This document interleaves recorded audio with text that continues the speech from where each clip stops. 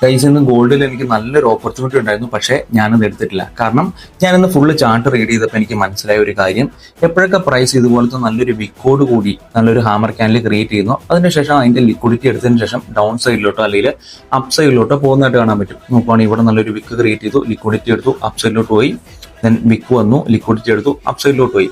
അപ്പൊ ഇതൊക്കെ ഉണ്ടാവാനുള്ള ഒരു ഒറ്റ റീസണേ ഉള്ളൂ. ഒന്ന്, പ്രൈസ് ഈ ഒരു പോയിന്റിൽ നിന്ന് ഇവിടം വരെ സെല്ല് ചെയ്തു, അതിനുശേഷം ഈ ഒരു പോയിന്റിൽ നിന്ന് ബയ്യേഴ്സ് ഭയങ്കരമായിട്ട് ആക്റ്റീവ് ആയതിനു ശേഷം ഇവിടം വരെ നമ്മുടെ ബയ്യിങ് കൊണ്ട്, അതായത് ഇത്രയും ഒരു ഏരിയ എന്ന് പറഞ്ഞാൽ നല്ല ഹ്യൂജ് ആയിട്ടുള്ളൊരു ബയ്യിങ് പ്രഷർ അവിടെ വന്നേക്കുന്നത്. സോ ഇവിടുന്ന് ഇത്രയും ബൈ ചെയ്ത ആൾക്കാരെ സ്റ്റോപ്പ് ലോസ് എല്ലാം ഈ ഒരു വിക്കിന്റെ താഴെ ആയിരിക്കും വെച്ചേക്കുന്നത്.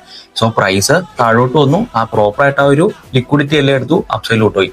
ദെൻ ഇത് നോക്കുവാണെങ്കിൽ ഇവിടുന്ന് സെല്ല് ചെയ്ത് ഇത്രയുള്ള ആൾക്കാരുടെ എല്ലാം തന്നെ ആ ഒരു ബൈ ഓർഡേഴ്സ് ആയിട്ടുള്ള ലിക്വിഡിറ്റി എല്ലാം തന്നെ എടുത്തു, അതിനുശേഷം ഡൗൺ സൈഡിലോട്ട് പോയി. അപ്പോൾ ഒരു സിമ്പിൾ ആയിട്ടുള്ള ലോജിക്ക് ഞാൻ അപ്ലൈ ചെയ്തുകൊണ്ട് എനിക്കിവിടെ ലോസ് ഉണ്ടായിട്ടില്ല. സോ എനിക്ക് നിങ്ങളോട് പറയാനുള്ളത്, always try to understand the market.